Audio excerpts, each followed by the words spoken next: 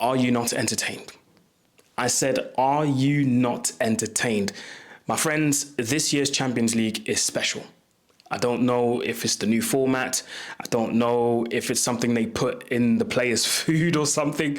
I don't know. But all I know is this season's Champions League is on fire and I absolutely love it. Listen, people, welcome to the channel. Once again, match reaction of the Champions League quarterfinals.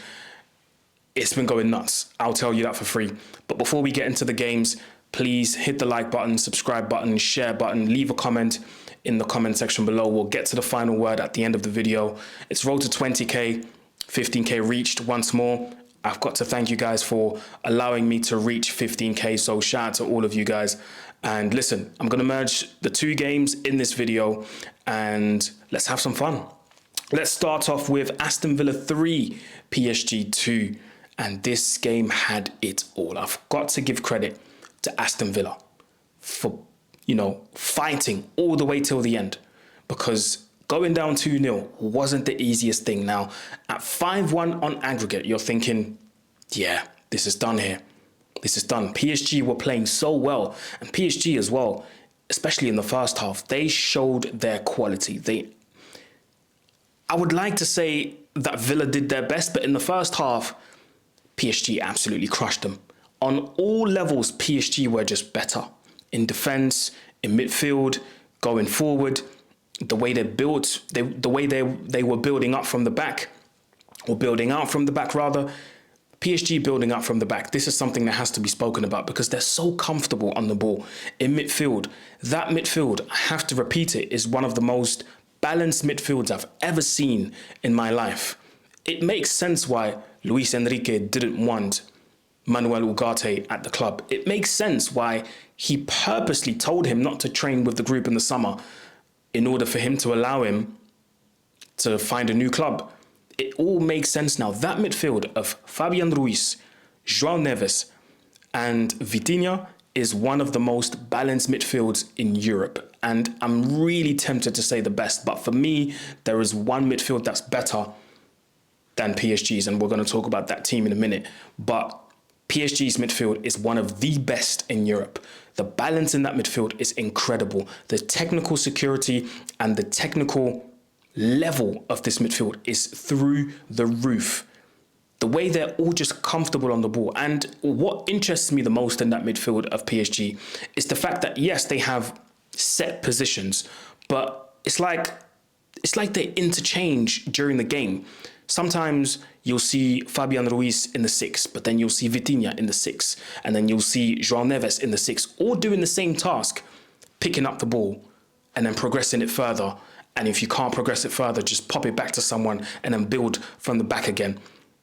And then you see Fabian Ruiz in the 8, or João Neves in the 8, or Vitinha in the 8. But then you'll see Vitinha in the 10, Ruiz in the 10, or João Neves in the 10.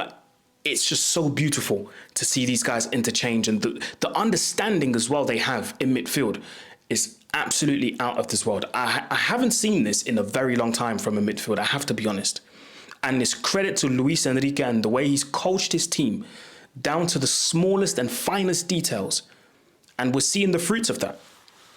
We're seeing the fruits of that now. The way they have dismantled Aston Villa in that first half, you would have thought, okay, this game's wrapped up now. There's no way for Aston Villa to come back. Brilliant, brilliant football for the first goal. Hakimi with the first goal and the counter-attack for the second. I mean, that's just, again, actually, the second goal wasn't that much of, oh, this is wonderful football. No, it's just simple counter-attack, but executed to perfection.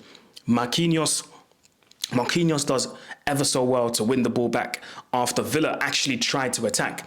Marquinhos wins the ball back, plays it into Kvaratskhelia. Kvaratskhelia pops it off back to the midfielder, and I believe it was Ruiz who plays a long ball out to the far right, and the rest is magic. Dembele waits, cuts it back to the penalty spot, a touch from Nuno Mendes, and the finish. Absolutely wonderful. But then I've got to give credit to Villa as well, because they pulled one back through Yuri Tielemans, obviously big deflection off Pacho, who had a big game as well. Very fantastic, very good game from him. And then you're thinking, could Villa actually do it? And Lord have mercy, because that second half started on fire.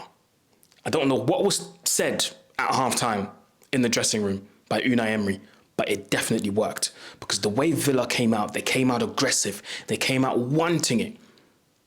Big part to play in the 2 goals that they scored has to be Marcus Rashford. Marcus Rashford, credit, full credit. And I would have liked for him to stay on. I would have liked for Rashford to stay on a bit longer. I believe if Rashford stayed on a bit longer, maybe we're talking about a different scoreline, or maybe we're talking about extra time and possibly, who knows, penalty shootout. So I do think Emery, in that regards, shouldn't have taken him off. Villa get 2 back, and all of a sudden you're thinking, oh my word, what's going to happen here? But PSG held their own. And to be fair, even when they conceded all of these goals, they were still popping the ball very easily, with ease, very comfortable on the ball, didn't really bother. They were really comfortable. I have to be honest. They were really comfortable. Yeah, that was really a fantastic game of football, I have to say. However, big games require big players to step up and turn up. However, big games also require goalkeepers, great goalkeepers, to turn up and step up and make big saves. And you know what's coming next? I have to talk about Gianluigi Donnarumma. What a performance from the Italian goalkeeper. Now, over the past few years, every time PSG got knocked out, you could almost point the fingers at who was responsible for that. And Donnarumma was almost always one of the culprits. But today, different story. Different story. Some of the saves that he was pulling off, out of this world. The first one that pops into my head was the Tielemans header. I don't know how Donnarumma got to it. I don't know how. Please don't ask me how, because I don't know. But that save was outstanding, along other saves that he was making. Rodgers was through, I believe, on goal. He makes a big save. Asensio was through. He makes a big save. Donnarumma today is one of the reasons why he kept PSG in the game. He's the reason why PSG was still in this game and didn't concede more. So full credit to Gianluigi Donnarumma. This performance should be talked about alongside the performances of Alisson against PSG, alongside the performance of Alisson against PSG, alongside the performance of Courtois against Arsenal last week. That's that type of performance. Gianluigi Donnarumma, hats off to you, my friend. Hats off to you. So I would say, listen, Villa haven't done anything wrong per se. They've done everything right, but score that final goal to make it 5-5 on aggregate. So commiserations to Villa, but congratulations to Luis Enrique and PSG. Finally, his project is looking like it's going into the right direction. And you could say, I've said this before, they've sacrificed a certain player for the betterment of the team. I've said this many times and people looked at me funny, but you could say that this is what it is. I'm not going to say the name of the player because you guys know who I'm talking about. Ever since a certain player left, a certain player that Luis Enrique was talking to in a certain clip that we've all seen, where he was told that if you want to be the Michael Jordan, you have to set the example. And now everybody in that team is working as a unit and setting that example. And it's beautiful to see. Honestly, beautiful. On to the next crazy game. Borussia Dortmund 3, Barcelona 1, but Barcelona go through on aggregate 5-3. And honestly, Barcelona got away with one here.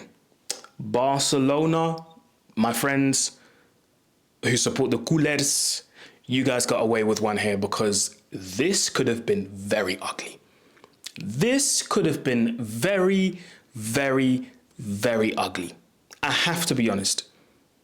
If it wasn't for Borussia Dortmund missing some of the chances that they missed, I'm we could have been sat here talking about one of the biggest upsets in the history of Champions League football.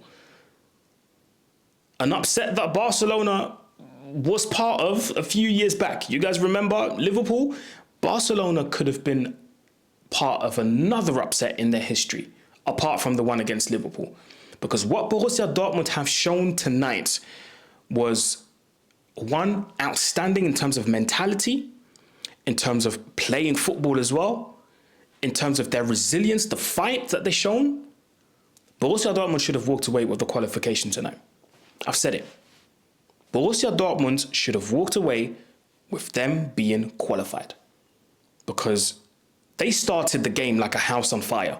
They get the penalty. Chesney with an unbelievable error. I do not know what he was thinking coming out so far away from his goal, bringing down Pascal Gross in the box, getting the penalty for them. Who steps up? Cyril Guirassy. Wonderful penalty. Panenka, 1-0. Then Borussia Dortmund get a second one. Pascal Gross, again involved. And Pascal Gross today was one of the cornerstones of this amazing performance. He ran himself to the ground, but also showed incredible quality and shown why Dortmund was in for him in the summer and the reason why he left Brighton. And that's one of the reasons why Julian Nagelsmann keeps calling him up for Germany, because the quality is there. You can clearly see it. Clearly see it. Second goal for Dortmund, but it was ruled out for offside. Then Barcelona, I believe, was it Barcelona that pulled one back? Sorry, guys, I was watching the two games at the same time. It was Guirassy that gets the penalty, and then, there we go. Then Dortmund get a second one in the second half. And when it was 2-0, I was like, yeah, they're going to do it. I was genuinely like, yeah, these guys are going to do it. Because they're playing at home. They've got the crowd behind them who were extremely loud. This is the performance that Dortmund fans have been waiting for all season long. This is what they want to see from their team week in, week out. Not just against Barcelona, but week in, week out. And I don't think Dortmund fans are going to go home and be upset. Of course, they're going to be sad that they're not in the Champions League anymore, but they're going to be extremely proud of this performance that their team put in against Barcelona. And this is going to help them to try and push for Europe, because they still can in the Bundesliga. So if Borussia Dortmund now decrease the level of performances and don't play the way they played tonight, then the fans will have all the right to be upset. But tonight, I don't think Dortmund fans will be upset, you know. Then Barcelona pull one back. Unfortunately, Ben Sebaini scores an own goal, and then Borussia Dortmund get another one. Cyril Guirassy with a hat-trick. Can you believe that? He scored a hat-trick in the Champions League quarter-final, but he's the one that got eliminated. I feel for him. I really feel for Cyril Guirassy, because he played an incredible game tonight. He played really well, holding up the ball. I thought he was fantastic, bringing in his teammates, involving them, motivating them. When things went wrong, you saw him motivating his teammates, telling them, don't worry, we can do this. Move forward and let's press and He set the example today. He really set the example, and that is the striker that Dortmund bought from Stuttgart. Another player that I've got to big up, Karim Adeyemi. Oh my God. Where has this performance been? Where has this Adeyemi been all season? Now listen, I'm not pretending to watch Borussia Dortmund every week, but I don't really remember people talking about Adeyemi positively like they've done today. Now, of course, I know there was an injury involved and whatnot, but today's performance from Karim Adeyemi, he made Jules Koundé suffer. Jules Koundé is going to have, even though they qualified for the semis, Jules Koundé, he's going to have a few thoughts before going to bed tonight about Karim Adeyemi. Because, yeah, he was running riot on that left-hand side. First half and second half before he got taken off. Credit to Karim Adeyemi. And that is the Adeyemi I was talking about that Nagelsmann should have taken to the Euros. But he's still young, and I believe he'll make a great addition to Germany's squad. Germany, you've got some players on your hands, mate. Florian Wirtz, Jamal Musiala, Karim Adeyemi. Oh, yeah. The future's bright. The future is very, very bright. On the other hand, Barcelona, like I said, you got away with one there. Now, I do want to talk about their midfield, because their midfield, despite them being on the losing side, but still qualifying for the semis, Frenkie de Jong, Gavi, Pedri, who came on in the second half, Fermin Lopez in the first half, and large parts of the second half.